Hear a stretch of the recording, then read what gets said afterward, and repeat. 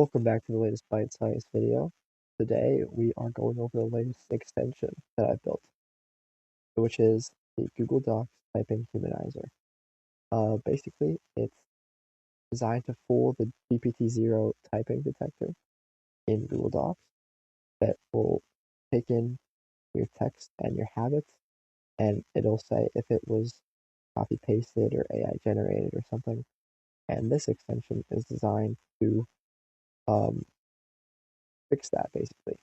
So how it works is you hit this button in the corner that pops up when you have the extension, and you type in your basically AI generated text or whatever text you want. I have a preloaded random paragraph in here, and you start, open this, and you start again, and it'll type out your text, occasionally make some errors and fix them, and you just wait, and your text will come back as natural. This will say natural. Of course, the text itself is AI, but if you put that through your own humanizer or something and put it in here, it'll fool this. So once this is complete, it'll say natural. This will not say natural, but that's a different problem. Yeah, I'm sure a bunch of college students would love this. So once it's done, I'll go over the natural report. For a second.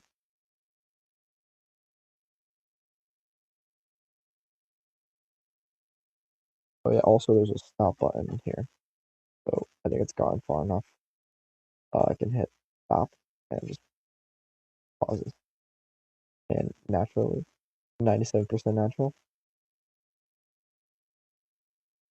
Goes over. Your essay looks natural.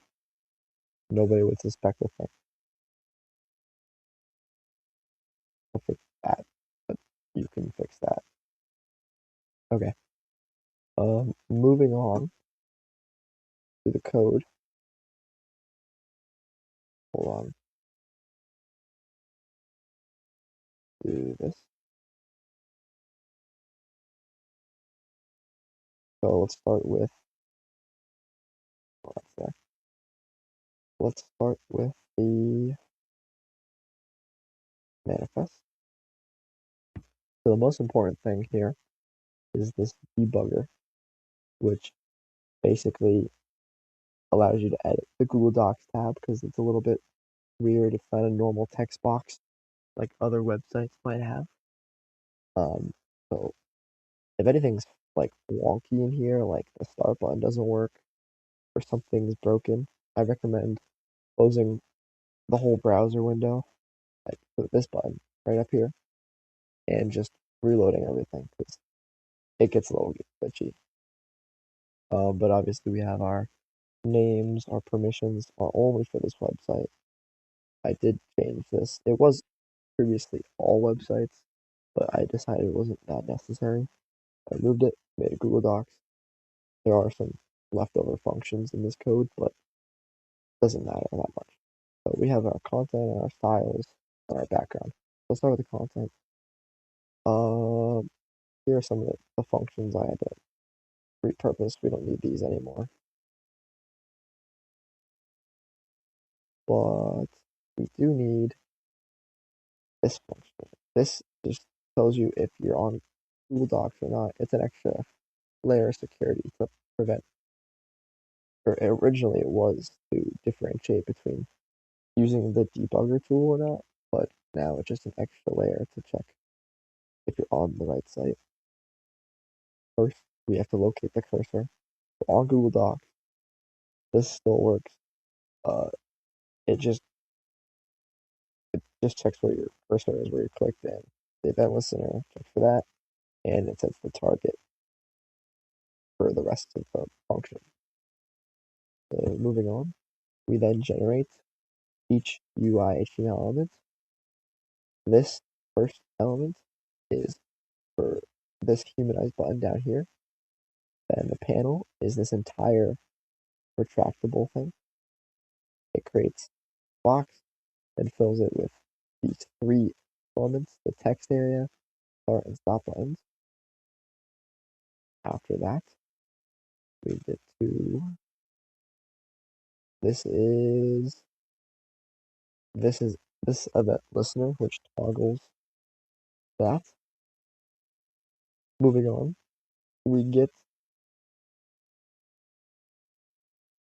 the function that sends messages to the debugger and to type the text you want, which is in the background.js, which is receive up here. But we'll get to that in a second.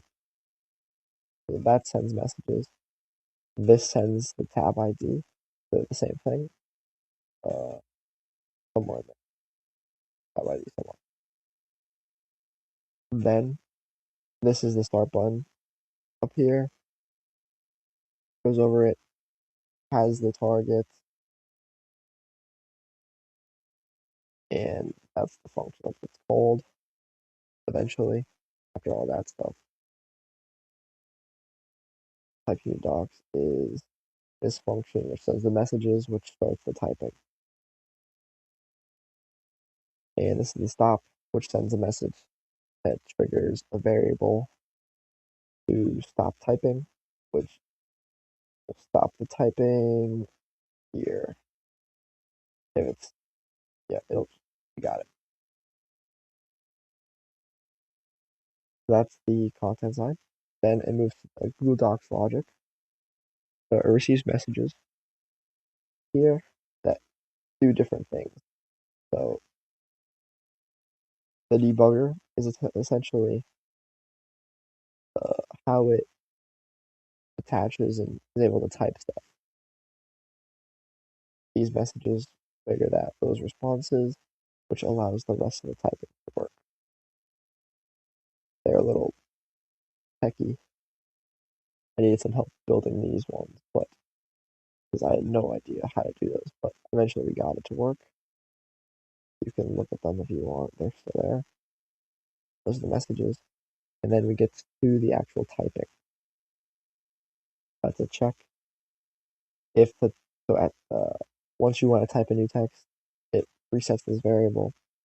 And if you ever change the variable from the stop button, this happens, it breaks the loop of typing, and then it ends this function.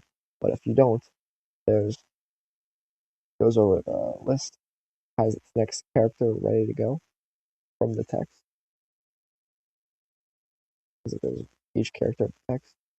So if the 92% chance that you don't have the typo function get triggered, or if it's like a random character that you don't need, that you don't want to become like an error, like a space, probably not gonna be a character you miss with a typo, it will just do the normal character that you want.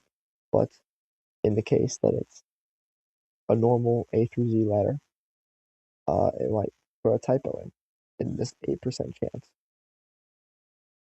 So it has a list of letters, it picks a random one, and it'll type a typo. Then it waits a second, is like, oh no, I typed a typo. It dispatches a backspace, which is this function. It just is the key code for backspace. And then it waits a few times, then dispatches the actual character, which uses debugger to type the key codes for that character. Then it waits a second, adds extra delay if it's something else like a period or whatever, comma or whatever, any punctuation. And then it waits that delay. And the next character will get typed in the next part of the loop. That's that function. And the sleep function that gets used throughout. This is the function that does all the delays. As you see throughout, the sleep will wait